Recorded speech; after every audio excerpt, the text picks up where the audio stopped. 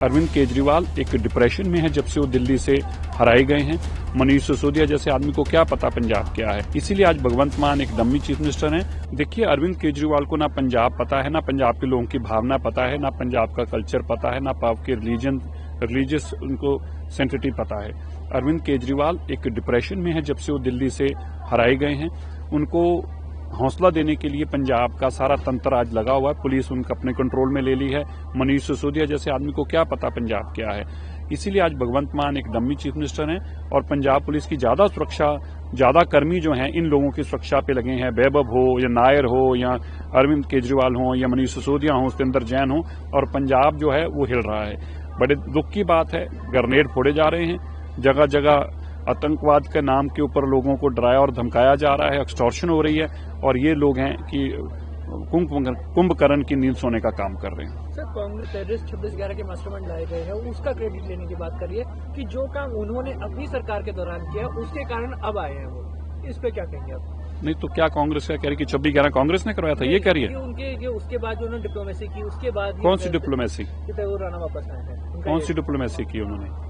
अरे वो कांग्रेस का तो काम ही हमेशा रहा है, वो तो तुष्टीकरण की राजनीति इस हद तक करते हैं कि वो तो कांग्रेस में इनका बस नहीं चलता, वरना कांग्रेस तो इसको टिकट अनाउंस कर देती अब तक कि इसी हमारा लोकसभा का कैंडिडेट होगा, इनका बस नहीं चल रहा।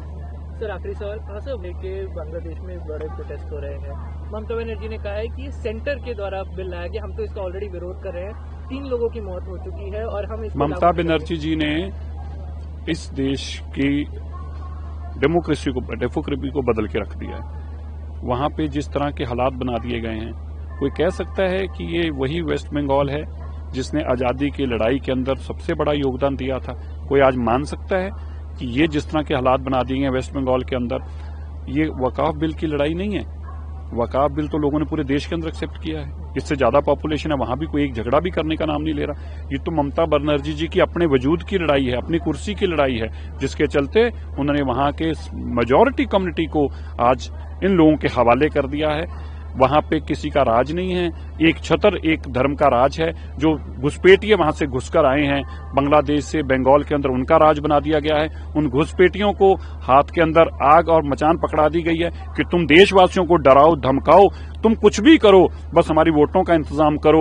उन लोगों को यहाँ पे आइडेंटिटी दी गई, उनको आधार कार्ड दिए गए, उनकी वोटें बनाई गई। आज और वो गुंडागर्दी करें हमारे मुल्क में आके, जिनकी इतना न हिम्मतों की सांस ना यहाँ पूछ कर लें, वो आज वहां पे गुंडागर्दी इसलिए कर रहे हैं क्योंकि ममता बनर्जी जी का राज है। पर मैं बताना चाहता हूं, ये जो लोग गुंडाई सड़कों पर उतरे हुए हैं, कुछ ही दिन रह गए हैं, चुनाव आएगा, ये ममता तुम्हें दिखाई नहीं देगी, और जितने घुसपैठी आए हैं उनको बांध कर वापस छोड़ कर आएंगे। आज विसाखी का बहुत पावन पर्व है। मैं आज इस विसाखी के पावन पर्व पे सभी देश और दुनिया वासियों को लख लख करोड़ करोड़ बधाई देता हूं।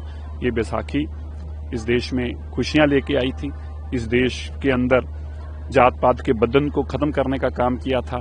इस देश के अंदर जो लोग जबरन धर्म परिवर्तन करने का काम करते थे, उसकी सामने लड़ाई लड़ते हुए गुरु गोविंद सिंह जी ने जो शानदार सिक्खी का आज जो दिन हमें दिया था, इसके लिए मैं सब देशवासियों को, दुनियावासियों को बहुत बहुत बधाई देता हूं।